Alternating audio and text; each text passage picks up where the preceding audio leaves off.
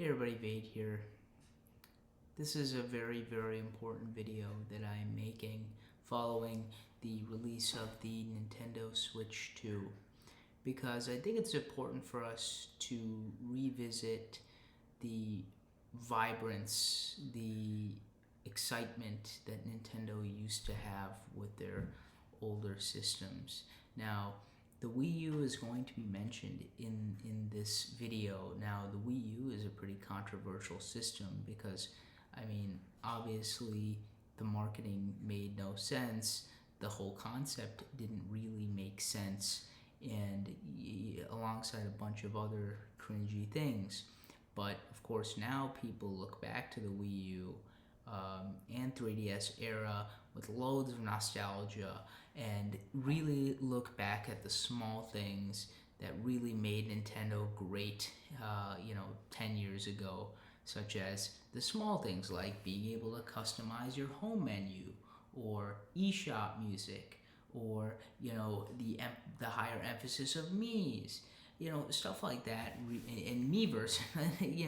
I could go on about this all day. Street Pass Plaza, all that stuff, right? It's, we're so passionate about those small things that Nintendo made back then, and this was under Mr. Iwata, and he's just an incredible person.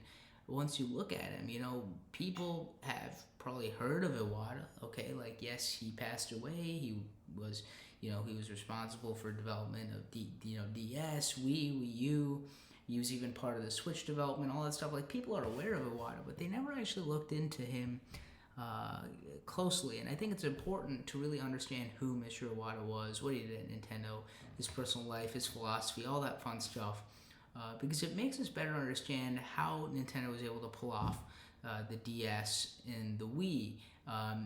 And of course, with Wii U, that entire thing, how Iwata handled that just as a leader, just as a person, right? He even cut off his own salary to pay for the employees because of how much the company was struggling when the Wii U came out because of the not so great sales.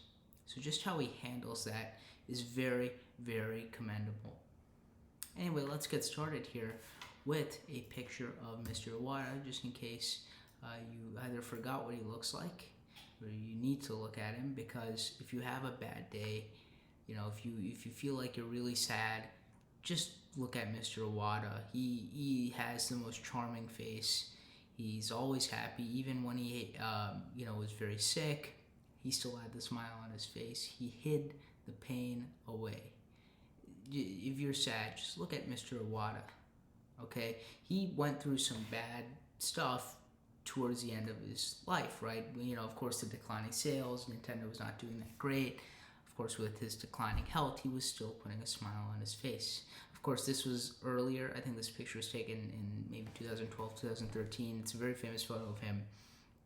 He's very proud of the Wii U. Regardless of the public perception, he still loved the console.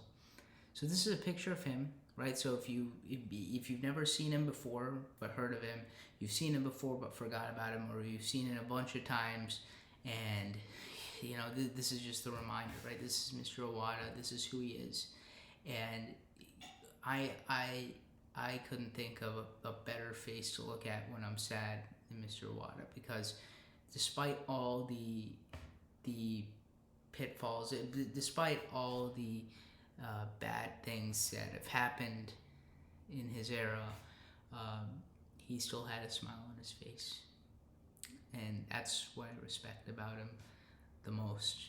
But there are so many other things that I really respect of Mr. Iwata. So let's talk a little bit about Mr. Iwata. So his life was a clear example as to how passion, innovation, and a genuine love for people can reshape an entire industry. As someone who respects him deeply and proudly owns the Ask Iwata book, that was a book made on Mr. Iwata. It was made a few years after his passing, I think 2 years, I think in 2017, and it Create Something Unique plaque. Maybe you've heard of Create Something Unique. It's actually Nintendo's slogan, which they do tend to hide nowadays, but Iwata embraced it. and we're going to talk a little bit more about that as we go. So you probably, unless you were really deep into Nintendo, you probably have no clue what I just said. We're going to create something unique. You probably didn't even know Nintendo had a slogan, but we're going to talk a little bit more about it because it is just pure Iwata right there. It's just like Iwata, he really stood by that, and it was like I once I like learned that Iwata was part of the Switch development. I was like, oh my god, that's such an Iwata. Like Nintendo Switch was something else. Like the whole concept, it's such an Iwata thing. Now I'm not saying that Iwata was completely responsible for the R&D and all that stuff, but you know he was president when the R&D was occurring, and I'm sure like I recently saw, because Nintendo Switch 2, we had the Direct a few days ago of Nintendo Switch 2. I recently saw one of the Ask the Developers articles on it, which has been really great. They've been very transparent about Nintendo Switch 2 after that Direct. It kind of reminds me of the Iwata Ask series. So Iwata Ask was a kind of series of video interviews of Mr. Iwata with all the technical people of whatever system or game, and he would ask questions. So it's kind of like a replacement of that. Ask the Developer. And so the hardware director of just the directors of Nintendo Switch 2 kind of talked. Like there was one part of it, I think it was part 4 of the Ask the Developer, came out a few days ago, and they talked a little bit about how the Switch's R&D, right? And they were talking a little bit about how the Joy-Cons, right? Joy-Cons are the Nintendo Switch hybrid console. We have Joy-Cons, are the controllers, and Nintendo Switch the main controllers, and how they propose. So Nintendo Switch 2 has magnetic Joy-Cons, so it doesn't go like it goes like that, and so that was the not the sliding in, but actually the magnetic concept was actually something that they were going to do with the Nintendo Switch, but then they showed it to Mr. Iwata, and the thing was like wobbly, so Mr. Iwata's like, no, do the sliding in, and it that's what they ended up sticking with, and so Mr. Iwata, he was part of Nintendo Switch, right? And it's so awesome to see that. But anyway, going back to just this, I really want to share this extended tribute of reflecting on every facet of his remarkable journey. I think it's important that we see, some of the stuff you've heard of for sure, or not, and some of the stuff you definitely have probably not heard of, just like the Create Something Unique plaque. And that's why I really want to talk about all this stuff. So even though it's been a few years since his passing in 2015, he died July 2015. Oh my God. It just feels like it's happened only yesterday. It's actually, we're approaching the 10-year death anniversary of him. It feels like it happened yesterday. I'm being completely honest. That's just time. Like after COVID, time's just moving so quickly. It's felt like pandemic happened just last week or yesterday even as well. Like it's all this stuff. It's going by too fast. But his influence, right? His influence is still there, right? Like the fact that in the Ask Developers, they mentioned Mr. Iwata, right? And there are other like subtle Iwata references that have happened recently that we're going to talk about at the end of this video. His influence is still there. We still see some Iwata from the official side of Nintendo. From the fan side, what the fans are saying, oh my God, we all love Mr. Iwata. The hype for Mr. Iwata, the remembrance of Mr. Iwata is still there for sure. The fans still remember who Mr. Iwata was. And as I show the subtle references towards the end of this video, we're really gonna see that the fans love Mr. Iwata. We all love Mr. Iwata. So and again, the references to Iwata, right? Just thinking about Iwata, it's just good that his leadership just truly reminds us that it all comes from his empathy, the bold creativity, and the drive to bring people together. And of course, that's all that all reflects the systems under Iwata, right? We was something very bold, right? And brought people together, non-gamers and gamers. The empathy, right? I talked about how he cut his salary, all that stuff, right? And we're going to talk about some of the stuff that I just mentioned. All right, just a brief intro. Okay, so all of this stuff we all see, like we right here. You know, all the systems really do reflect Iwata's philosophy. So, backstory about Iwata as a person, right? He was born December 6, 1959, in Sapporo, Japan. And while he was growing up, he developed a really intense curiosity for how things work, especially with anything with buttons and pixels. So in high school, he famously started programming simple games on a calculator, right? And so it's really a curiosity, right? Just programming on a simple calculator. It later was a huge part of him at HAL and all that stuff. I'm going to talk about that. So 1978, he was attending the Tokyo Institute of Technology. He majored in computer science, and a really big moment was when he bought a Commodore PET personal computer, and here is a picture of that. And he pried it open, he studied each component meticulously, and the blend of passion and the thinking, you know, this blend of that, right, it really laid the groundwork for a career of his that would combine both like the bold innovation and creativity and the humble sort of, you know, the smile and the simple kind of, you know, he's not aggressive or anything like that, you know, detail oriented mindset. And so, kind of on a personal note here, like whenever I hear about how this anecdote of how he dissected the Commodore PET, I'm just reminded about how he's like, he never went away from just learning by doing, right? Like, he was involved in R&D for the Switch. He was involved in R&D for all these other consoles. He was a big figure. He was the face of Nintendo. Okay, we don't see Furukawa in the directs. And we're gonna talk about lack of public appearances later on. But it's like he's that you know, he was the face, like, you know, Reggie and him, right? The Reggie fight, right? And we're gonna talk all about that. So he never went away from learning by doing. And that's something that I, of course, again, try to keep in mind in my own life here. And so here's another picture of him, right, just working on computer, HAL Laboratory, right, creators of Kirby. We're going to talk a little bit about HAL, you know, I think, like now, like right after this, I talk about this photo. So this is in 1983, he was a game programmer. The guy was like, he was great at programming. Okay, not only was he a great leader, I'm gonna talk again. I know I'm making that bold, that thesis statement, that claim that he's a good leader without giving some solid evidence besides the fact that he cut his salary. But again, I'm gonna talk about it. But despite the fact that he was a really good leader, and again, maybe you've heard of the other stuff that he's done, which we're gonna talk about. So just trust me that he's a good leader. You'll see if you keep watching the video. He was really dang good at programming, okay? You look at, so Masahiro Sakurai, which we're going to talk about in a bit. Maybe, hopefully you know he is creator of Super Smash Bros., current director of Super Smash Bros. He has this YouTube channel. I think it's called, like, Creating Games with Masahiro Sakurai, something like that. He recently made a final video. Like, the channel is over now. He finished his videos, which is awesome.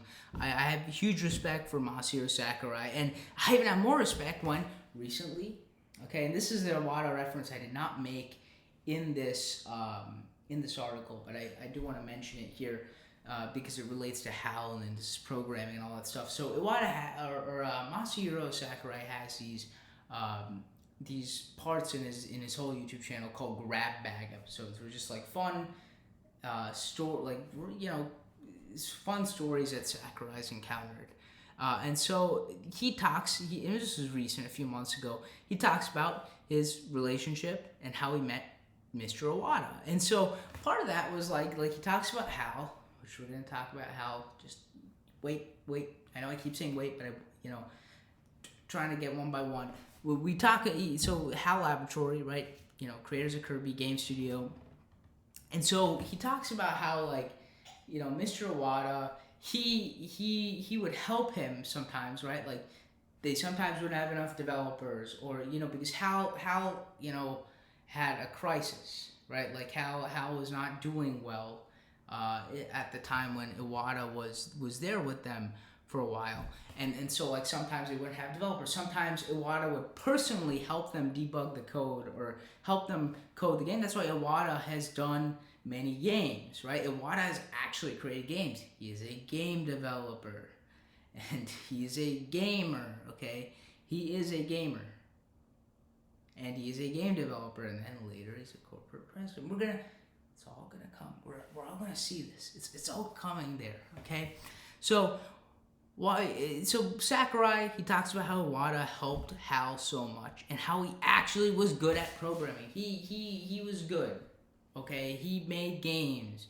He was debugging code for the people who actually had developer jobs. This guy was he was the head, but he was a manager. He was a head, and this guy, he's not, his role doesn't have programming necessarily in it, but he's helping people debug code. That's just incredible. He is a game developer, and he is a gamer. Okay, because and again, I'm making that claim now that he's a gamer, but he was so involved in the gaming community, as we see in his appearances with Reggie, in the public appearances, in the persona. We're gonna get there, but yeah. So while he was at university, right, University of Tokyo, he began working with HAL Laboratory. Okay, and this was a small company at the time. But they were very ambitious, and they were close with Nintendo. And they still are very close with Nintendo. Right? We have Kirby, we have all this stuff, right, from HAL.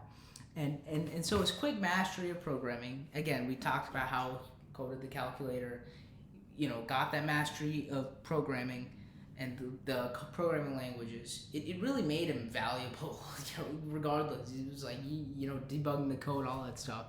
And of course, he made games. So I mentioned games, so let me be specific here. So he made Balloon Fight. Okay, maybe you've heard Balloon Fight, maybe you've not. But he was really credited for the controls and the gameplay, like the efficient controls and the smooth gameplay of Balloon Fight. Kirby, of course, very important HAL title, if not the most important. So he helped get it into the he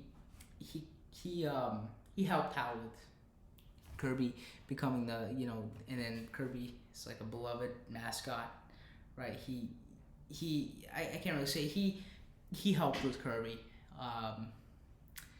Kind of was being a little vague in the article, but he was helping Kirby become a Nintendo mascot. This one I really like, Earthbound, also known as Mother 2 in Japan. Okay, it's a really good RPG. It's a classic RPG, and he helped, of course, piece it together and debug this project, right, with HAL. And so in 1993, there were financial troubles with HAL, which I briefly mentioned before.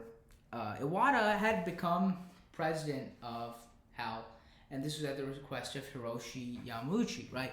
And he was Nintendo's then president, right before Iwata, he would then become president of Nintendo, and becoming the first non-Yamauchi, which we're gonna talk about. I know I keep bringing up stuff that I'm gonna go over later, right? I'm just really excited, so sorry if my excitement takes over me, but he then this shows really how Nintendo was close with HAL, and they're still very close with HAL because Hiroshi Yamauchi's influence on HAL, right? He dictated that decision to make Iwata president of HAL, which is again closely related with Nintendo.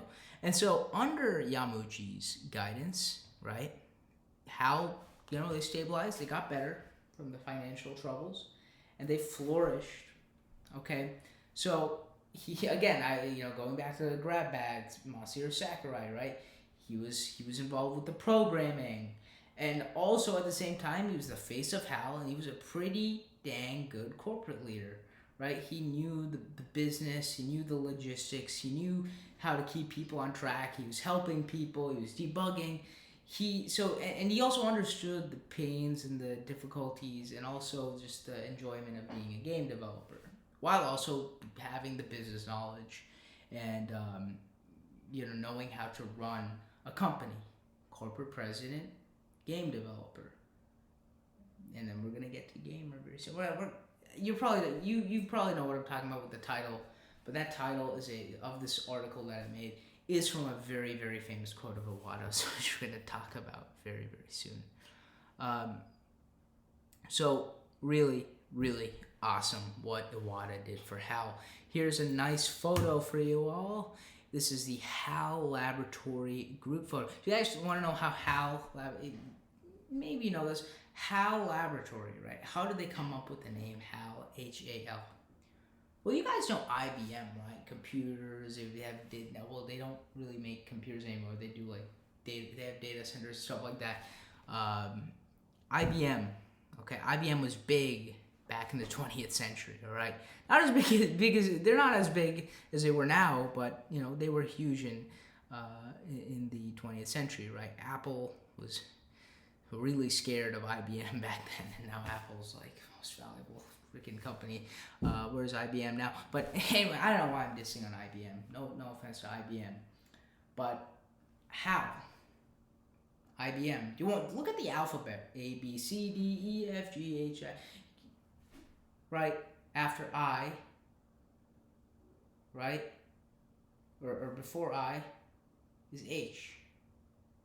Before B is A. Before M is L. So they just went back one for each of their letters because IBM was so big back then. So they wanted to be as big as IBM, I'm sure, with the ambition that they had. So they just went one letter back. Instead of I, they went to H. Before B, they went to A. Before M, they went to L. Awesome. Maybe you knew that. Maybe you didn't. It's fun stuff. So this is a HAL Laboratory group photo. Original developers are Kirby, right? And these are their drawings of Kirby. It's obvious whose is the best. Masahiro Sakurai, of course. Of course. It has to be Sakurai. I mean, maybe Shigeru Miyamoto's Iwata's is kind of good too. This just sucks. So these are the original developers in their respective drawings. So Iwata's in the top middle right here. Iwata, look at that smile. Look at that charm. That's Iwata, my friends. And then Masahiro Sakurai here, right? Creator of Super Smash Bros., director of Super Smash Bros. Right here, bottom middle. And then to the right of Iwata, from our view, is Shigeru Miyamoto. You guys should know who Miyamoto is. Come on. Miyamoto. Zelda, Mario. Just saying. Okay, so Iwata's success at HAL, okay, right? It's clear, right? He was helping the developers. He also knew how to run a dang company. So this caught the eye of Yamauchi and Nintendo's top leadership, okay? So in 2000, he joined Nintendo officially as the head of the corporate planning division. And so while he was in that role, he focused on reducing development costs and time. See, this guy knew what he was talking about. He knew business. He was literally had a corporate role, right? Because they saw how good he was at running HAL, head of corporate planning division. So he reduced development costs and times, right? Because he's a developer himself. So he's transferring that knowledge as a developer into the business, right? It's like, I understand how it is, how it feels to build a game. I understand the time delay and the cost and all this stuff. So since I now have this corporate role, instead of focusing on building the game, but I still know how to create a game, I can focus on just finding how to make it more efficient. Okay, so that's awesome, and he just knows business and he knows how to make games. This guy was everything, man, all while having that beautiful smile. And so the results were and again, while he did this, he still preserved the fun that defines Nintendo products. And we'll see that again later, that under Iwata, the systems that Iwata had developed not necessarily developed, but was involved in under his leadership really do resemble a lot of his qualities. Okay, and so the results were remarkable, right? Nintendo's profits rose significantly when he was in that role. And this really shows that Iwata had a balance, right? Creativity, the developer, knowing how to build a game, and then also the commercial, the business needs, all that stuff. It's like he knew how to do it. He had the developer side and he had the business side. He put them together and it made Nintendo more successful. And so then, a very historic moment, May 2002, Iwata became Nintendo's fourth president. Okay, fourth president, Iwata. We talking about this guy named Satoru Iwata. Why is that so important? Well, he was the first president, leader of Nintendo to come out of the Yamauchi family. So Nintendo was created in the 19th century. Whole line of Yamauchis, okay? They had a Yamauchi last name. They were all Yamauchis, okay? Hiroshi Yamauchi was the last Yamauchi to lead Nintendo. Guess what? Outside of the family, the first guy to go outside of the Yamauchis is Iwata, Mr. Iwata. So very notable.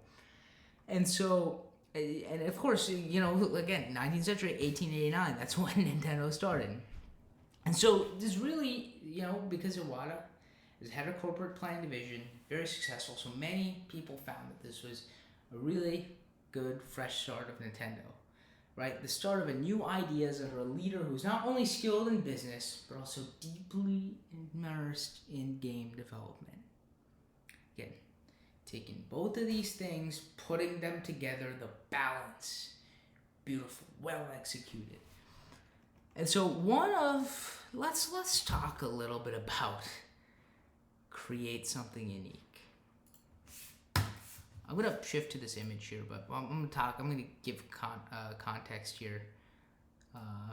Just a second. I just really want to talk about the slogan, create something unique. Again, you probably didn't know Nintendo had a slogan, but they do. Well, they still have it. They don't really talk about it at all. So it's safe to say, are they really following this? Do they still have this in the Nintendo headquarters? Maybe. Actually, I scanned this with my phone here. I'll talk about the image a little bit. This is the slogan here. I'll get to the context of Iwata and the bananas and where this was taken in just a second. But this is the slogan here. Create something unique. I actually scanned it with my phone, the Google Translate scanning. And it translated to just originality. Okay, but again, Iwata explained this as create something unique. Now, I don't know Japanese at all. So I'm going to trust Iwata on the create something unique, the more detailed, maybe it's the literal meaning, originality. I'm not 100% sure, but we're gonna trust Iwata. We're gonna go off of his perspective, create something unique. So this was a guiding principle. Again, probably under the Yamauchis, this slogan was created. Create something unique. Okay, and now context. Right, this was during a pre-E3 event in June 2012, right? And this was in the Nintendo's Tokyo headquarters. Does Nintendo have Tokyo headquarters? I hope I didn't make a mistake. They usually have it in Kyoto.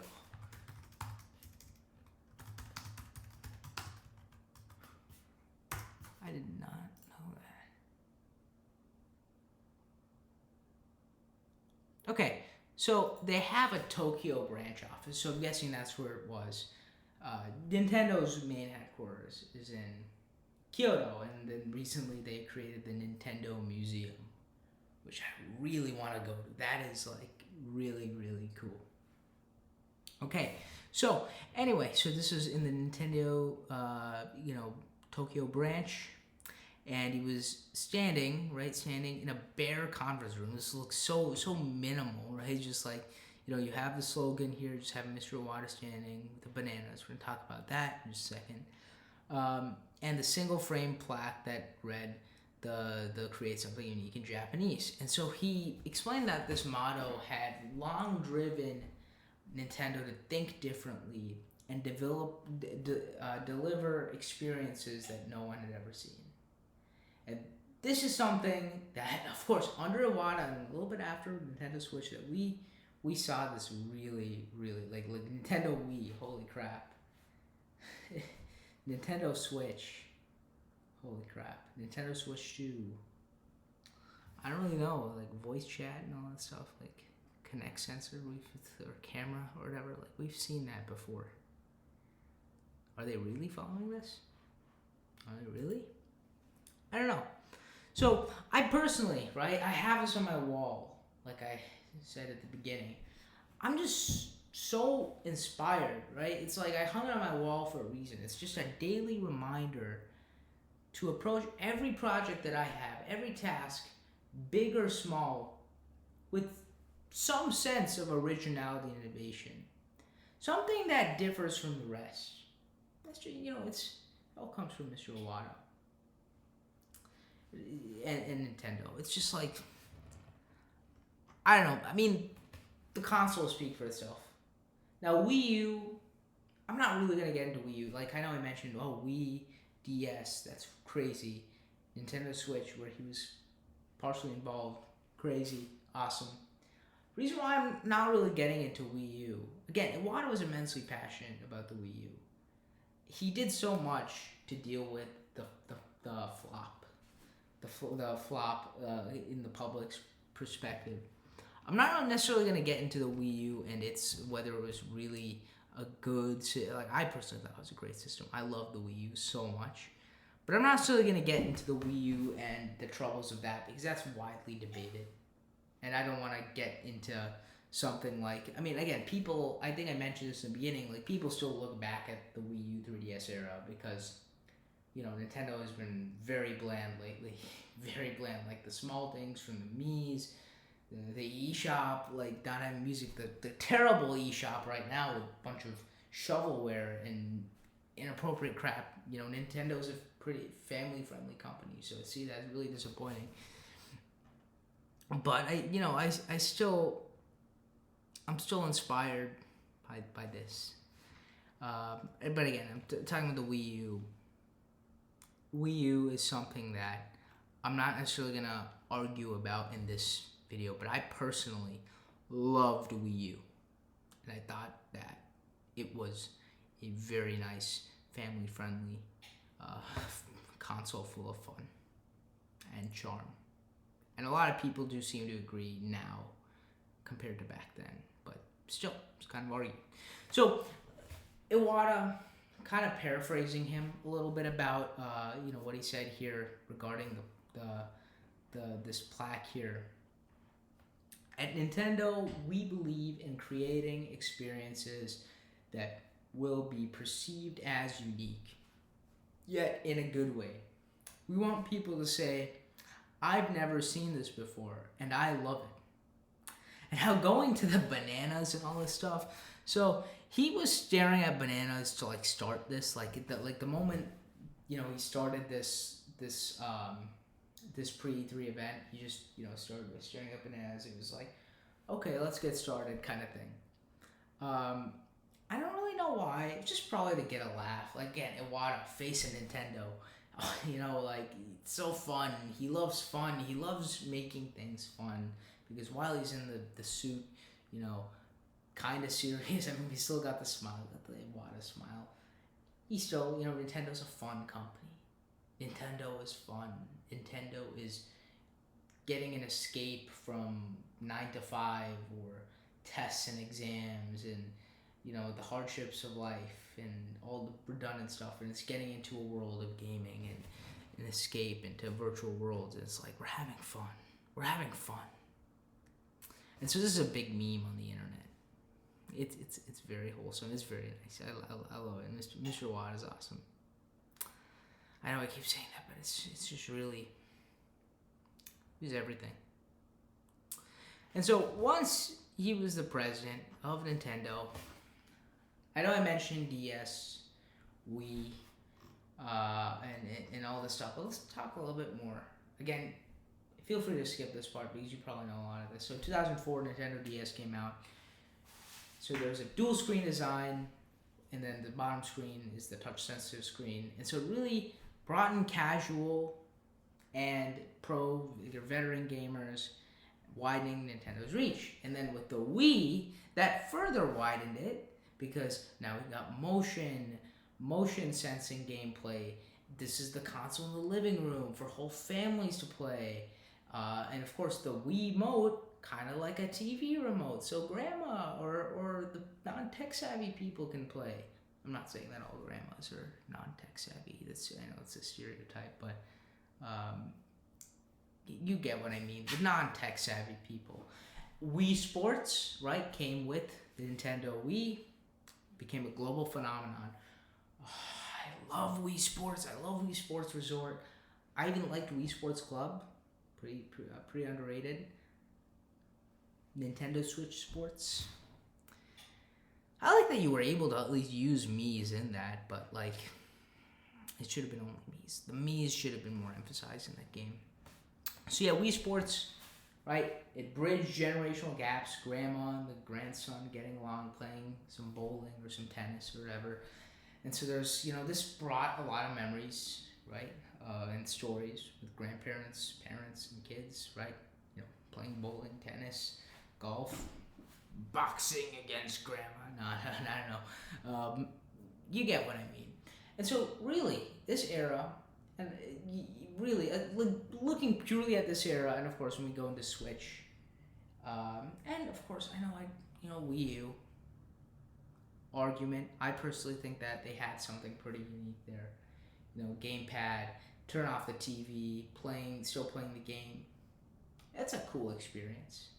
Not gonna fully get into Wii U, but really, I was looking at this era, pretty early on in Iwata's leadership of the company. It really exemplified creating something unique here.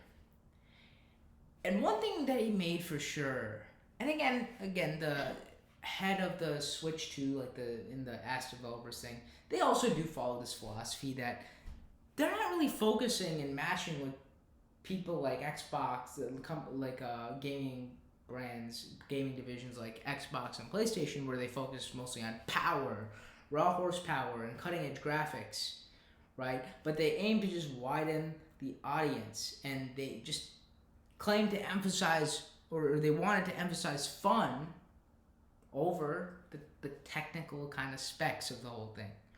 Of course, now more than ever, they've gotten more into the technical stuff, but still, they still do kind of keep the balance pretty well. And they mostly kind of do emphasize, they don't really go overboard with the technical stuff, but definitely with Switch 2, they've been a little bit more technical about the stuff. But again, I respect that the leadership team of the Switch 2 are still, acknowledging this. It's like, okay, I don't know what the hell we're doing. Let's just look back to the first principle kind of thing. Okay, they're reminded of it, and they're doing a pretty decent job with that. And so they really effectively changed the entire industry's conversation, especially with the Wii, from how can we get the best graphics to how can we offer the most unique, engaging experience. After the Wii, we saw PlayStation and Xbox create similar experiences. Once we got into the whole motion thing, Nintendo got into motion and casual gamers, PlayStation, Sony, and Microsoft, Xbox got into the exact same thing. PlayStation 3 with the Move controller, Microsoft with the Kinect, the body movement. Of course, Nintendo Switch 2, they kind of copied Kinect. I don't... Again, I really don't know. But they really did change the industry there with the whole casual motion movement living room kind of thing. It's like that made Sony and Xbox Sony and Microsoft kind of scary. So they had to create their own things, and of course those did not perform as closely or as well as the Wii did. And so here's another picture here, Iwata, right, with the Nintendo Wii and Wii Sports. I just really love this picture. It's so, kind of like smile, the nice look with the Wii. I love it. It's a nice photo. And now, the most important video of this article, and it's literally the title. It comes from this. Among most Iwata's most memorable, if not the most memorable public moment, was in his 2005 GDC Game Developers Conference keynote, where he said to the fans, "On my business card, I am a corporate president. In my mind, I am a game developer, but in my heart, I'm a gamer." Oh my god, incredible stuff. And we've talked about the corporate president, the business, how well he deals with that. Developer, great skill programmer, debugging developers code, the game developers code programs and their code. The gamer part we're gonna talk a little about later. You're gonna see like the public persona, him really getting involved with the gamers, and this is the start of it, right? It's like, in my heart, I am a gamer, and so really, those three sentences perfectly captures identity, because no matter how high he rose in the corporate leadership, he still will never forget the thrill of holding a controller, exploring virtual worlds, and simply having fun. It's really that genuine love for games and gamers that made him so approachable and respected. That's just how it is. That's why it's like that speech really, really solidified the relationship with gamers and Iwata. And of course, when we talk a little bit later about Reggie Fils-Aimé, who was the NOA president, Nintendo of America president, and him and Iwata, they were really both involved with the gaming community, and we're gonna see that very soon. Okay, so let's play it. I have to play it here for you guys. I hope there's not an ad. I really want to play this for you guys. I think it's very important that you hear it from the man himself. On my business card, I am a corporate president. In my mind, I am a game developer. But in my heart, I am a gamer.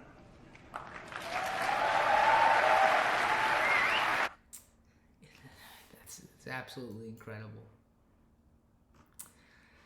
So let's talk a little bit about later on. In 2011, Iwata personally did something called Nintendo Direct. Directly to you. We're talking about that. He redefined how video game news could be shared. Nintendo Direct has influenced the future of keynote speeches and announcing stuff. Nintendo Direct, if Nintendo Direct didn't exist, I think E3 would probably still be a thing. It's like live events would have still been a thing. Like Nintendo Direct was the first thing that said that literally they pushed away live events. I mean, they still were at E3 because E3 was still around there, right? E3 shutting down was a recent thing, but this was the start of something. Like now we see Sony and Microsoft and then other big tech, right? They're all doing their events virtually. They're not doing in-person speeches anymore or conferences, and this all probably roots from Nintendo, and this is all Iwata, right? So rather than relying on press coverage or like waiting for large trade shows, whatever it is, Iwata and other Nintendo figures spoke directly to fans. In short, friendly video broadcasts. They still do this again. Switch to Direct. They're still doing this. They recently announced another way to get news directly to you. Talk about that towards the end as part of the Iwata references. And so, Iwata, right? He speaks so softly. The trademark smile, the soft tone, and all that stuff. It's like the persona, right? It really made each Direct into a cozy conversation to see what Nintendo had cooking. All right, the occasional cameos by NOA President Reggie Fils-Aimé. Okay, Reggie Fils-Aimé, right? He was the head of Nintendo America until 2019.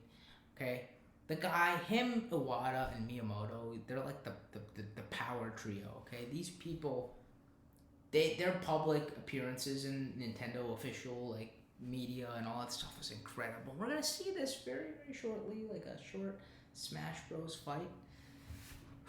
I mean, Reggie. Hopefully, he is. He was an incredible figure in the gaming community. He still is. He's an incredibly respected figure who really was a true gamer. Okay, there have been very funny Nintendo, YouTube videos with Reggie, like, fighting, like pretending to be the Nintendo World Championship and all that stuff. Like him and Iwata, they both definitely had a similar persona in that way. Like they really got involved with the community. And so Reggie Fils-Aimé, these officials, these presidents getting to Nintendo Directs, beautiful. Okay, so then of course Shigeru Miyamoto made cameos as well. He still does make cameos today, which is really nice. We still have Mr. Miyamoto, in Directs today, which is really awesome. Again, he's the only one of the three that are still in the company. And then other Nintendo legends that provided fun moments that fan adored. And so while Nintendo Directs do still exist, many viewers, including me, myself, we miss the personal flair that Iwata brought. There's just that warmth, right? The way he talks, the smile, the feeling that we were, being let in by secrets by a friendly Iwata. Not just some corporate guy who didn't know how to make a game or didn't play a single game in their life, but just knows business kind of thing. And so, look at Iwata here. This is the next. Oops. We look at Iwata here. This is a very famous Nintendo Direct gesture. Directly to you. Okay? And so what's really nice is that Nintendo, when the Nintendo Switch first came out, okay, March 2017, when Nintendo was still very nice, like I know it was post Iwata, but again, Iwata was involved in, sort of the R&D and just general guidance from Nintendo Switch. There was a feature where you get the Joy-Cons, the Nintendo Switch controllers, and on the exact date of Iwata's death anniversary, you can't just turn off internet and change the time. I think it's still found a way to bypass that. But it had to be the exact date, July, right? And the exact date in July. Exact date of Iwata's death anniversary. You make this exact gesture with the Joy-Cons, right? The controls of the Nintendo Switch. You do this, and then one of Iwata's early games would come up. It was a golf game. Maybe it was his first game. I'm not 100% sure. But you do the gesture with the Joy-Con controllers, and his first game would pop up. It was an NES, I think it was an NES game, right? And so you could just play it for free. Absolutely incredible. And they just removed it. Nintendo just removed it. Again, maybe there could have been a valid reason why they removed it, but I don't know. And then here is Reggie and Iwata's. This is again Iwata now, the gamer of Iwata. Okay, Super Smash Bros. Hopefully another game. It's the one of the greatest Nintendo games of all time. You're bringing in all these characters from many different franchises into one battlefield, and so Iwata and Reggie, right? These corporate people, right? Look at them embracing Smash Bros. And they're fighting each other. It's like, I want to watch this entirety with you guys because it's just a beautiful, beautiful thing. If I can get it to load. Look at Reggie's face here.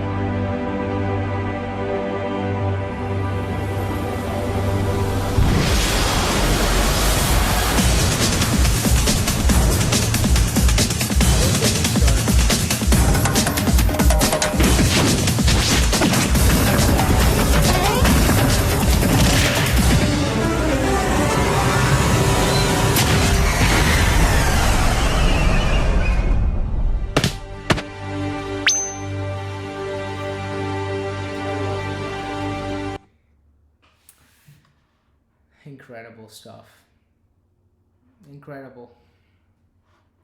And so, really, I really want to emphasize that this was the prime. This was the prime of the public personas of Nintendo presidents. Like, we've never seen anything like this before. Again, YouTube didn't exist when the Yamauchis or Directs or E3.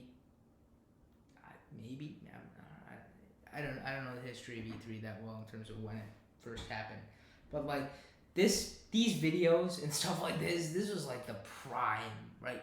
The corporate presidents, the people who would be in their office all day doing boring business meetings, are literally fighting in Smash against each other. It's awesome. You know, the last time we actually saw any Nintendo president at all in any official Nintendo media, like directs and all that stuff, was literally in 2019. And it was just NOA. It was just the guy who replaced Reggie, Doug Bowser. Now, with regards to whether Doug Bowser is a good guy, you know, NOA has been kind of very, very, very, into the legal kind of stuff. Like they arrested a guy who created like Nintendo Switch chips and hacks for the Nintendo Switch. Like what's it called? They like jailbreaked, homebrewed the Nintendo Switch. Like there was a guy named Gary Bowser. Bowser arrested Bowser. Nintendo legal team in America has just been kind of crazy lately. Like R4 cards have existed with the 3DS and all this stuff, and only now they're just getting into like the legal stuff. It's like, Reggie was really the best NOA president. And really, like, in terms of Nintendo Directs, right, now that Iwata's not there, no one had, even before now, and, like, has really the courage to take Iwata's spot in Directs. Like, we see Miyamoto. Miyamoto's great. He actually makes a reference to Iwata, which will, again, later stuff, when we get into the Iwata references, that have been there recently. But no one really has had or has the courage to really take over Iwata's spot in the directs. It's not really been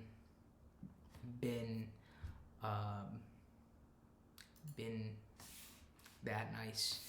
But no one can replace Iwata, and that's why the Nintendo Directs, they don't really have the charm like that they did before. That's just something that I personally believe in. Here. We gotta stare at Reggie like this. I gotta say a few more things. So, despite Nintendo's successes, not every console succeeded. Why don't we?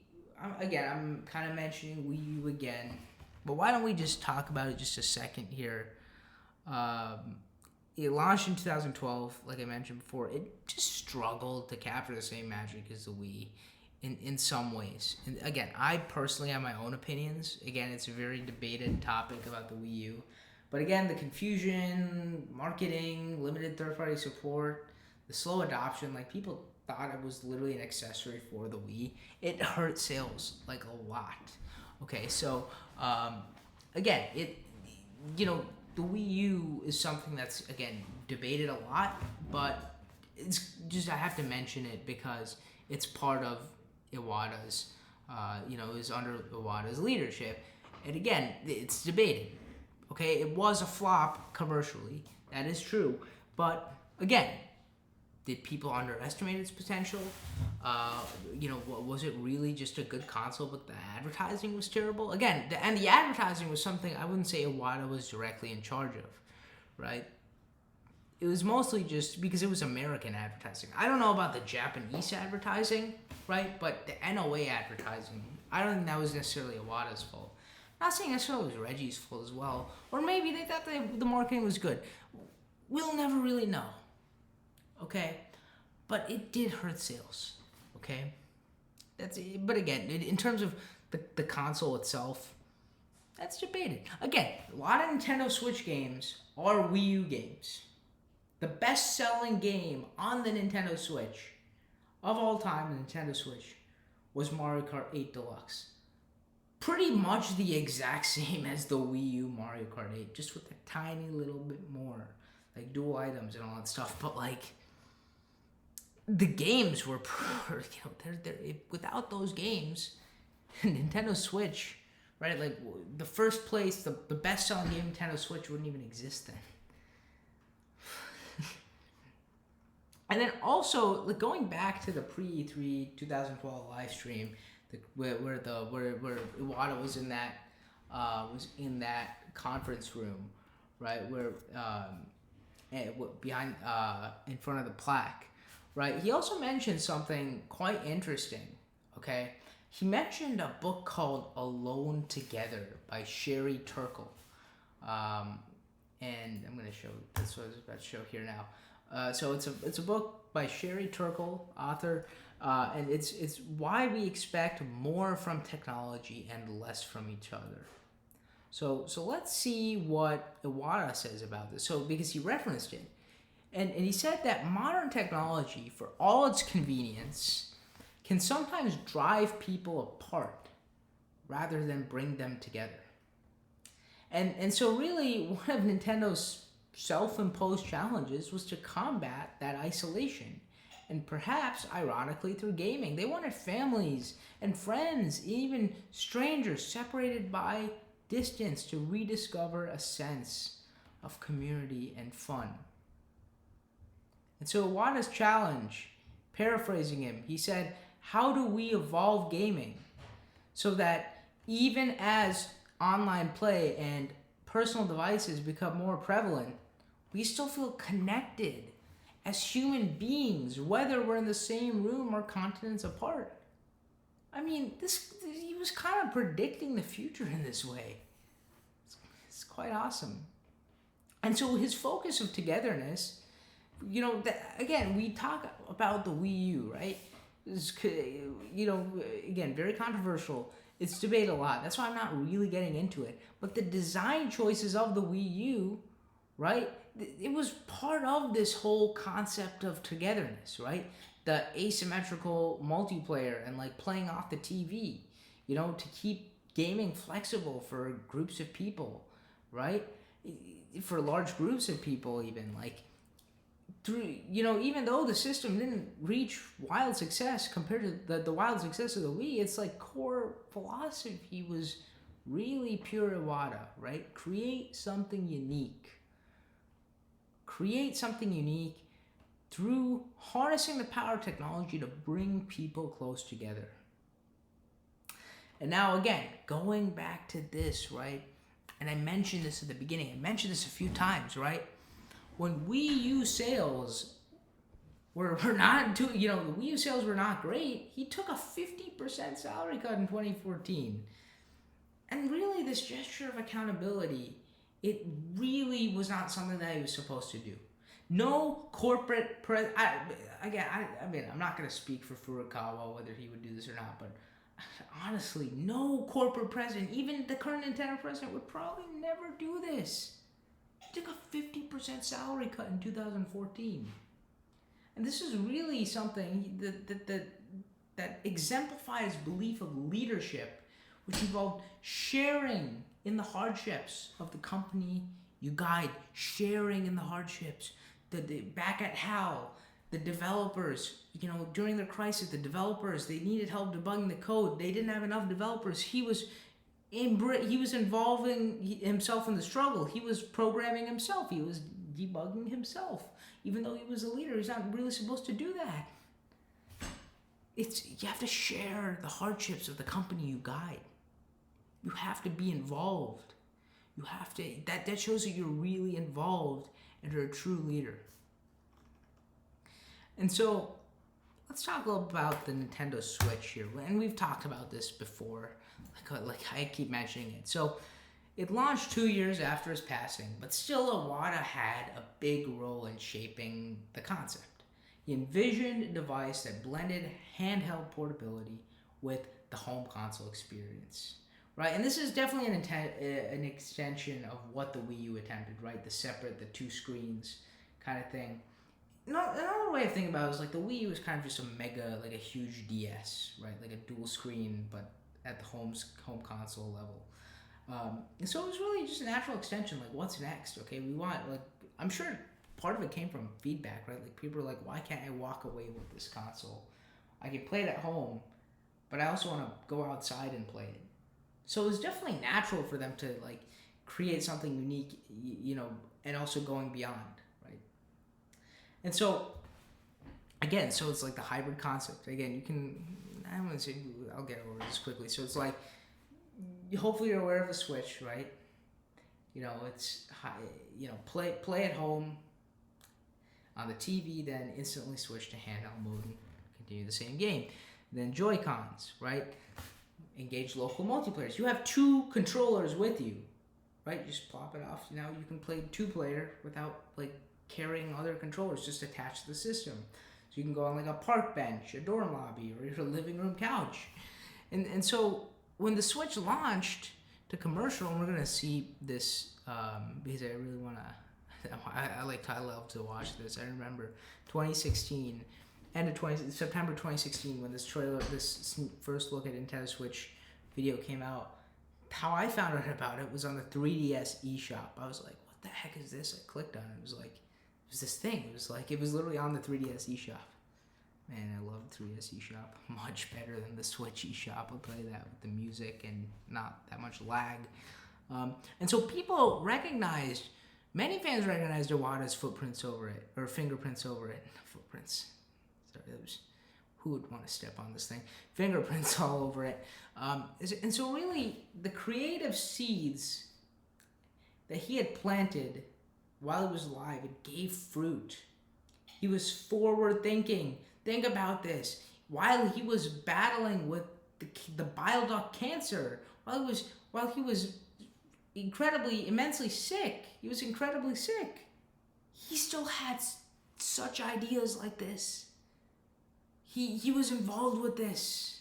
He guided them. Like I mentioned, the Ask the Developers thing with the Switch 2. They talked about Iwata's like the Joy-Cons and how he gave feedback. This is all while he was sick. It's incredible. He was forward thinking even in his moments of hardship. And even when he was not sick, the Wii U was declining and he was still forward thinking. He still had the ambition.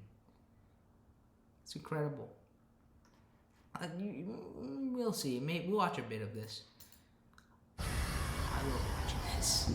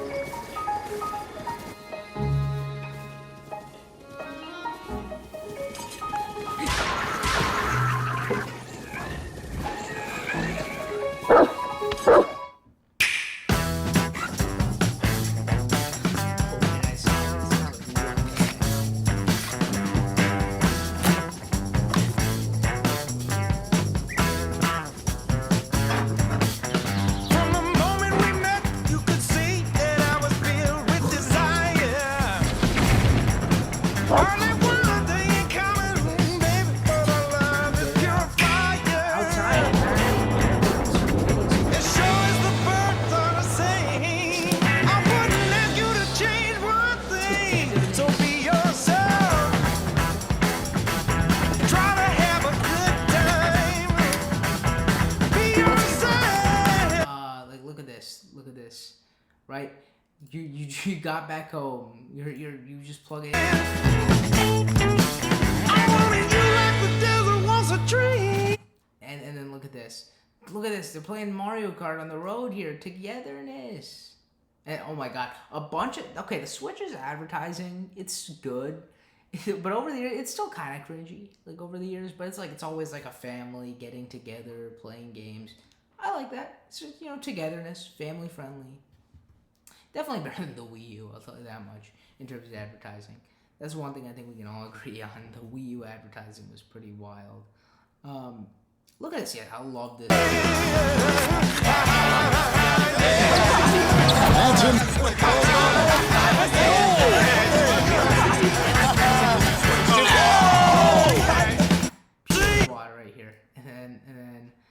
this. Togetherness. You're a mystery, so these fucking meetings will be things that try. And then look at this, like the Time. competitiveness, the it was awesome. Nintendo Switch, man, had traces of Iwata all over it. And so, beyond games in hardware, you know, again, he was very famous for his deep connections with fans and developers, right? I showed you the fight between Iwata and Reggie, for, like the Smash Bros. Style fight. And I mentioned Iwata Asks also, where he would interview these people. You know, these technical people, these people who were the directors of certain games, right? So he created a website interview series called Iwata Asks, right, which I mentioned before. And so he'd sit down with key game creators and you know, leadership people of the Wii U, 3DS at the time, and chat openly just about their processes, their ideas, and challenges. And it was really productive. It was not like one person was interrupting over the other. It's like, again, the Japanese have a really good sense of respect compared to us Westerners, but it was very transparent. It still is, even after Iwata. Okay, whether Iwata or not, it's still like they've been pretty transparent. They asked the developers with the Nintendo Switch 2. They've been very transparent. Would again, I kind of take that back. I think it probably definitely does relate to Iwata. Like the people, the leadership team of Nintendo Switch 2. It's clear by hearing what they said about Iwata that they have respect for him as a person and what he did, right? And again, back when Iwata did Iwata Asks, right, the level of transparency that he had was nearly unheard of at the time for such a major company president, and fans adored it. Now, I wish, of course, like Furukawa did this with the people, but again, like this is an Iwata thing. Iwata was unique. Iwata is unique. He'll always be unique. And so, after his passing, and I mentioned this, the book Ask Iwata, which I proudly own, his wisdom was compiled into a book called Ask Iwata, and its full title is Ask Iwata: Words of Wisdom from Satoru Iwata, Nintendo's legendary CEO. So really, the book it talks about, you know, Iwata as a person. But more specifically, it talks about like it provides insight into his leadership approach, thoughts on game design, and the underlying personal philosophies of Mr. Iwata. So again, I proudly own a copy, and each page, literally, you pick some random page in the book. It literally just feels like hearing him speak again, gently encouraging leaders to never lose sight of why we create and what we create for. Literally, if you have the book with you. Like just open a random page and just read it. It's like he's talking to you. And so now going on to the sad part, the sickness and the death. So in 2014, Iwata announced that he needed surgery to remove a tumor in his bile duct. Okay, and so this was in 2014. And then after that, he briefly returned to work, and he was still hosting Nintendo Directs and engaging with shareholders with that same smile.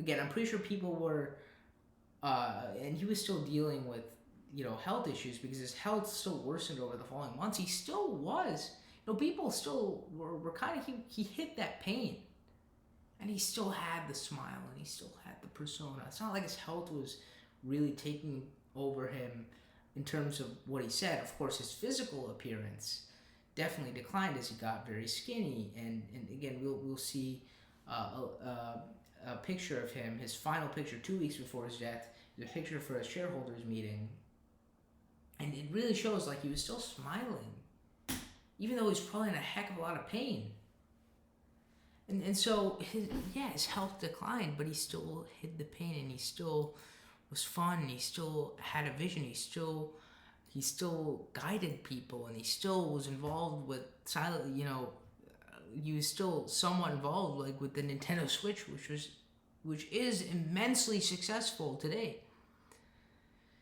And so on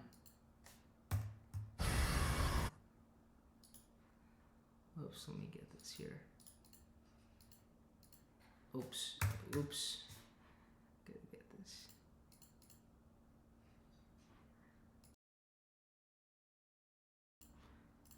If I can get this here, this is important. Okay.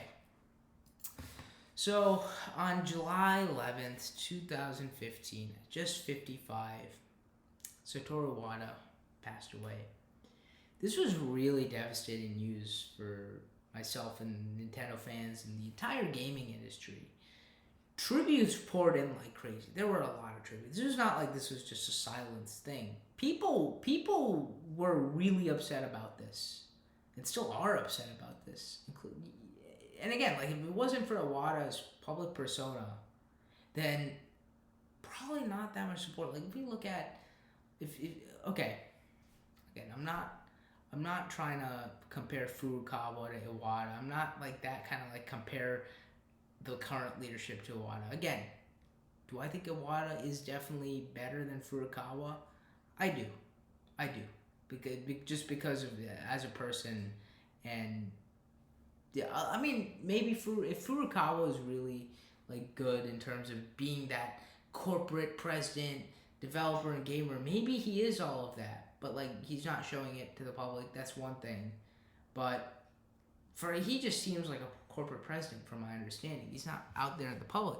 So that's why if again, I don't want to necessarily talk about what if he died, but if Furukawa just disappeared one day or something like that, like it would be talked about, but people wouldn't like try to find him or anything like that. They would just be like, okay, this is kind of tragic, but he didn't really get himself involved with the gaming community. At least here for the Western audience, maybe the Japanese audience, they know more about him, but with Iwata, everyone knew him.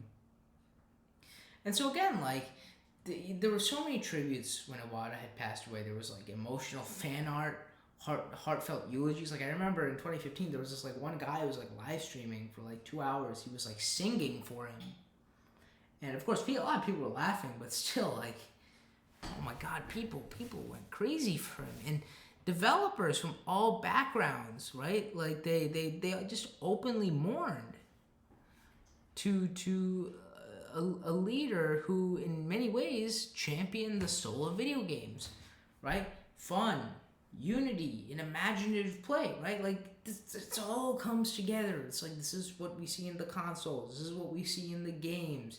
The game developer, the president, the gamer. It's just incredible. And again, like if we look at the GDC of the GDC, the following GDC after his death, there was a whole tribute for him. We look at the Game Awards. Game Awards 2015. There was a whole tribute for Iwata. The whole gaming community united together and mourned and respected and admired what Mr. Iwata had done. And now going to this photo here, this is Mr. Iwata's funeral service in Kyoto. And so thousands of fans had come to pay their respects. And so Iwata, he was actually a practicing Buddhist. There were Buddhist funerals held for him. And so talking about Buddhism here. Okay, Buddhism, because after I knew that he was a practicing Buddhist, I was like, this is kind of coming together a little bit. Like his ideas didn't come from nowhere. If he was raised as a practicing Buddhist, then his philosophy, it reflected Buddhist values. I see the connection. So wait, right? We see Buddhist values like humility and compassion and adaptability, especially in his form of Buddhism, Zen Buddhism. From my understanding, again, like it makes more sense. Again, for, geographically, and I'm pretty sure in an article it said he was a Zen Buddhist, but also just geographically it makes sense, right? And so, of course, Zen Buddhism it has values like humility, compassion, adaptability, and this is seen in his selfless decision making, the focus of player happiness, and his embrace of change. So his approach, his minimalism, his humbleness, his expertise to gaming and commitment and joy and fun, it all really just aligns with the Zen principles of simplicity and mindfulness. That's really, really what Iwata embodied, and it really makes sense, at least looking at it from the spiritual aspects of his life. Again, this is not necessarily something that I'm 100%. I'm 100% sure is something that Iwata. How do I say this? Like again, I'm not like I heard that he was a practicing Zen Buddhist on like one or two articles. I'm not confirming that he was, but again, there were Buddhist funerals thrown for. They had Buddhist funerals for him too. I'm not confirming whether he was fully a practicing Buddhist, but it all makes sense if you connect the Zen Buddhism concepts to his leadership and his personality and his whole thing. It does make a lot of sense.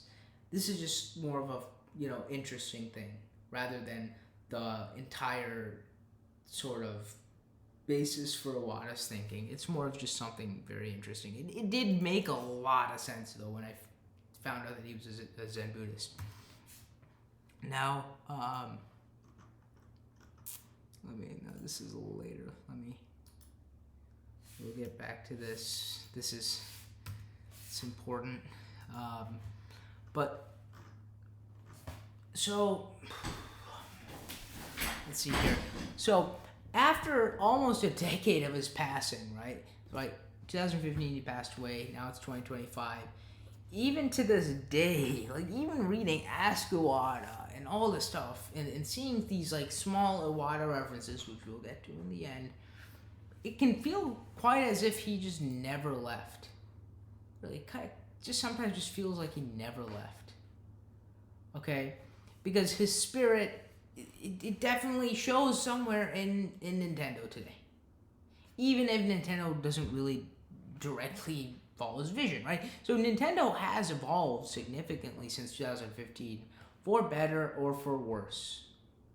New presidents and executives have introduced different approaches, so longtime fans, like myself included, note the more corporate tone in announcements. Do you really think we will ever see a Nintendo president's public appearance and announcement / direct ever again?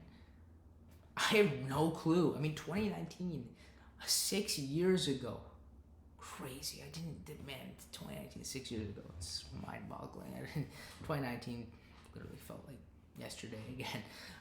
Like I said, 2015 felt like yesterday. 2020 felt like yesterday. 2019 felt like yesterday. It all feels like yesterday.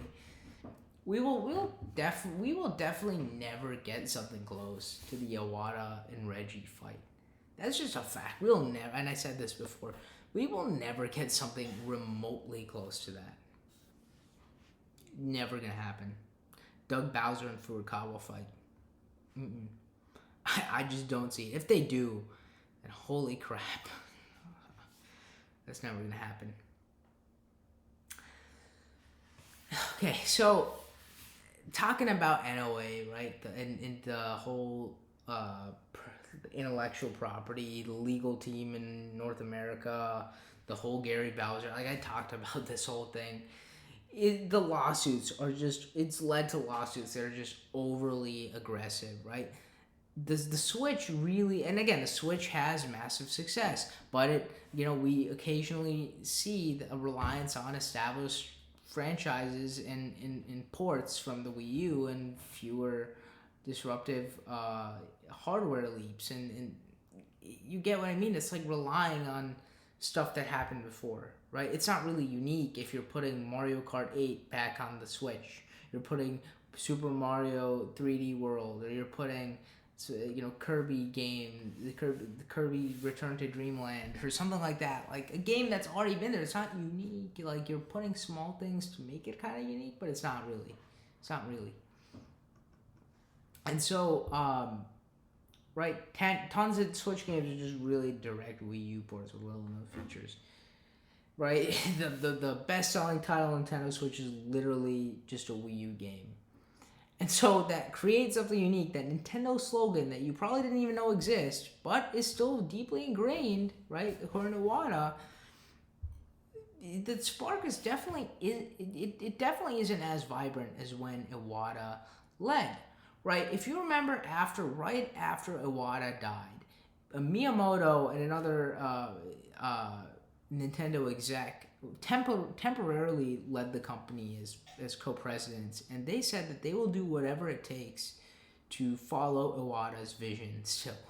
Now, of course, Miyamoto was then replaced by another CEO, and then we had, then we eventually had Furukawa, and yeah, it seems like Miyamoto, again, like I respect Miyamoto. I'm sure if Miyamoto was president, the company would be definitely a bit different. But Miyamoto is still involved. Miyamoto, it seems like he doesn't have that much of a say in the stuff. I don't really know.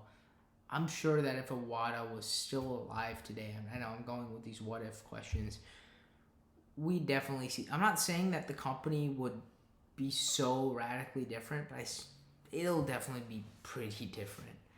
Um, Nintendo Directs, they still seem popular, but fans, including me, we just missed the day when Iwata's like the presence of Iwata just gave each direct just a fun and personal flair, like your humble friend, just giving you secrets about, or the just giving you insights into what's next. It's beautiful. And then still, right, Nintendo, they still remain strong. Again, they're a very, very big gaming company. It's not like Nintendo's going away anytime soon, right? Like even still with the recent Nintendo Directs from the past few days, right? They've unveiled new titles. They have celebrated anniversaries of classic franchises. They're definitely still undeniably shaped by Iwata's core ideals, like I keep mentioning, right? Creativity, empathy, and the drive to unite people through shared joy. Like the games are still reflecting that for sure. Now, something that's quite interesting and again, this you probably saw this, maybe you've seen this video, maybe you haven't. I thought it was quite interesting. It's pretty dramatic. I think it was kind of over dramatic. The thumbnail, like Reggie and this isn't the Nintendo I left. Now he did say that, but this was going over something regarding Nintendo leadership and NOA and the whole like their labor union issues, right? So like coworkers do not have the right to unionize and make their own labor unions, which again Reggie spoke about that, and that's kind of interesting. It's just the fact that he did say this isn't the Nintendo I left is something kind of bold just to think about. So let's watch this here. If I can click on it.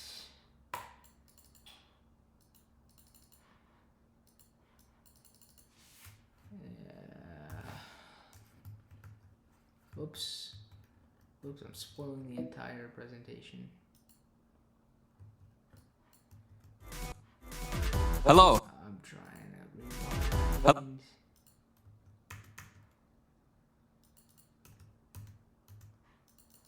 There we go. There was news stories about Nintendo of America where some workers felt like upset that they weren't able to unionize. I don't know if this even overlaps with you or this is something you can address, but had you heard about those stories and did you have a response to them or? I did read that story. And again, at this point, I'm 3 years removed from being president of Nintendo of America. It's been a while. As I read the stories and I read the reports, it struck me that this isn't the Nintendo that I left. And what I mean by that is, while I was at Nintendo, we routinely had meetings and events where our associates, that's how we refer to our contract employees, where our associates were invited. Just as a small example, I was famous for doing bi-monthly and quarterly lunches with employees. You see that? Look at this, Reggie, bi-monthly and quarterly lunches? I mean, that's incredible. You're not, isolating yourself. You're like, the company atmosphere. You're getting involved. You're having lunches. You're talking to them through lunch. It's a basic sign up. And associates were invited to sign up for this as much as full-time employees. That we didn't make a distinction. And so the reports I hear really strike me as just not the company I knew. And I'll just leave it at that. A core focus while I was at Nintendo of America was having a healthy culture within the company. And I know I was able to achieve that. And certainly what's being described does not seem like a healthy culture. You should read his book, Disrupting the Game. It's pretty good. Yeah. I mean, it kind of makes me a bit emotional here, guys. I'm being completely honest. It's just not even just Iwata, even Reggie too. It's like we had something so great. And then we see like they're not even able to have labor unions, and they're not able to unionize. It's like we're getting to that. And again, this is an NOA specific issue, but still, the fact that it's gotten to this is kind of wild. Now, moving on here, I think we just should have appreciated Iwata more. Again, Reggie and Iwata have, again, I'm going to specifically talk about Iwata for this one. Reggie is still alive. We love Reggie. Reggie occasionally, like I think he made a recent cameo this year, last year, the year before, his Game Awards. I love that. Reggie, we still love Reggie. Reggie, and Reggie is still deeply involved in the gaming community. But in terms of Iwata, it's no longer possible to talk to him, obviously, because he has passed away. Rest in peace. May he rest in peace.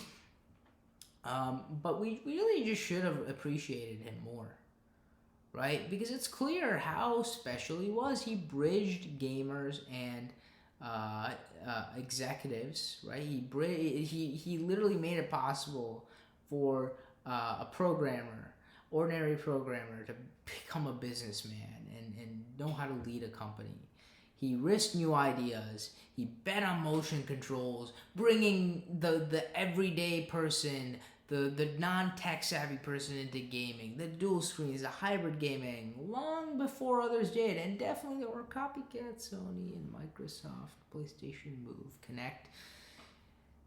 He also believed in the human element, right? He mentioned that book, right? It described how technology can isolate us, but Nintendo can bring us closer, right? Nintendo should bring us closer. And so this is the image that I was mentioning, where it was 2 weeks before he passed away, for shareholders meeting. This is the final image that was taken of him. It was taken before an employee shareholders meeting to June 2015. Remember, Nintendo was a private employee-owned company, so they have these shareholders meetings, and this was just weeks before his passing. I'm pretty sure it was 2 weeks. He appears, of course, he lost a lot of weight, and of course it's due to his health and in his treatment. And still, he appears soft-spoken and optimistic. He has that smile still. We see that subtle smile.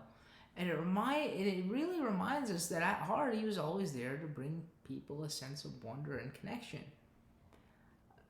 He was really hiding his pain away. So if you guys know the Game Awards, you probably heard of Jeff Keighley here. Jeff Keighley, he's the head of the Game Awards. He mentioned in an interview that he saw Iwata during his final days in Kyoto. He went to pay him a visit. Awesome. I really respect Jeff Keighley for that. I remember when I found out about that, I was like, wow. And he saw that Iwata, he looked very, very sick. Like his health had really declined, right? Of course, he lost a lot of weight, but still he had that smile. Still, he was talking to Jeff. Still, they were talking about games, Nintendo, and all that stuff. Iwata hid his pain, and it was because that's just who he was as a person. Now, again, there's the connotation behind hiding your pain is a little like, like some people's like, you shouldn't hide your pain, you should get help, you should do all that. But Iwata Iwata, the persona. That's just who he was. He always had the smile. He didn't let his misery, his pain get onto other people, right? He even going into the pain of the again, like the figure, how would I say this, not the physical pain of him, just the emotional kind of pain from the Wii U's lack of success, and how he cut 50% of salary. It's like he wouldn't he wouldn't benefit from that. He actually faced the consequence. He got involved. He was just such a human. You know what I mean? Like, he was a true human. He cared about other people. He didn't, even when he was talking to Jeff during his final days, he didn't spread this kind of like, oh, I'm very sick. I don't know if I can do this. He was very open to talk to him, kind of thing. That's at least what I at least it's kind of what Jeff was implying. And so there's really, really something there. So Iwata, right? He's not just a CEO or a programmer or a gamer. He was really, or I would just say CEO or a programmer. He was just like an ambassador for the joy of play. Not even just a gamer. Yeah, I guess so. Not even just a gamer. He's just an ambassador for the joy of play, right? His journey, starting in a humble university dorm room, right? Tokyo Institute of Technology, just disassembling computers like the Commodore PET, to becoming Nintendo's first non-Yamauchi president. He really embodied the belief that games are for everyone. And it's crazy that we see someone like him exist, where he has the programming knowledge, he has the business knowledge, and he has the gamer knowledge. And so he also turned the belief that the tangible products, policies, and presentations, whatever he created, right, the consoles, it really, the consoles under his leadership, it really continues to shape the future of modern gaming. We look at Wii U, we look at Switch, we look at all this stuff, we look at all the hybrid concept. And it all came from his beliefs. We all see traces of Iwata in the Switch, which is truly revolutionary. We see it in the Wii. We see all the reflection of all of these qualities. But even and now going to the references of him, right? Now I push it all the way in. This is like my favorite part now, of just like excitement, right? So like, even after all these years, I'm going off this article here just to keep me on track. So even after all these years, we honor him not just by looking back, but continually striving to create something unique. And more importantly, something that connects us as human beings. Okay? Whether or not Nintendo's really doing that as much now with creating something unique, at least that philosophy, I've embodied that philosophy and that slogan entirely into my life. Day to day, I think, how can I do this unique? How can I innovate? How can I create something unique? And I'm sure other people who, even if you were not directly aware of Nintendo's slogan, or how much it resembled Iwata, or how much Iwata embraced it, I'm sure just by hearing Iwata and what he did and how he was involved in things, that you would have gotten this idea. You would have extrapolated such an idea. And so now, going to the references of Iwata. So Shigeru Miyamoto talked about him a lot during this very long video. Didn't expect it to be this long, but I'm really passionate about this. I think it's a very important thing to talk about, especially if you're involved in the. Not even just if you know who Iwata is, or if you're a Nintendo fan. Even if you're just wondering how to be a good leader, I think he teaches. Yeah, I think it's leadership. Like if you want to learn leadership, look at Iwata. If you want to learn how to be a good leader, just look at Mr. Iwata, and like you have the keys, you have the pieces to the puzzle. Okay, and so Shigeru Miyamoto, as mentioned before, he made a reference to Iwata at a recent Nintendo Direct, and this was by making the famous gesture that Iwata would do, like the directly to you, right? As mentioned before, as part of the announcement for Nintendo Today.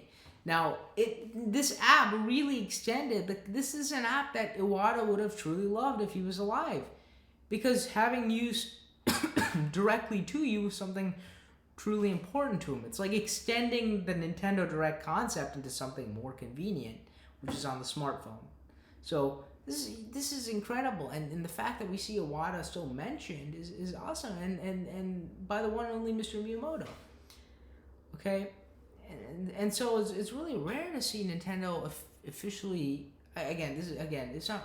It was very subtle. He didn't even say Iwata. He said directly to you, but that's like signature Iwata. We know that's Iwata. But over the past few years, we have, right, and we see this also in the Super Mario Bros. Movie, which I'm going to show you after this. But just right at the beginning, I'm going to show this video here because it shows Miyamoto. Hello, I'm Shigeru Miyamoto. Thank you for watching today's Nintendo Direct.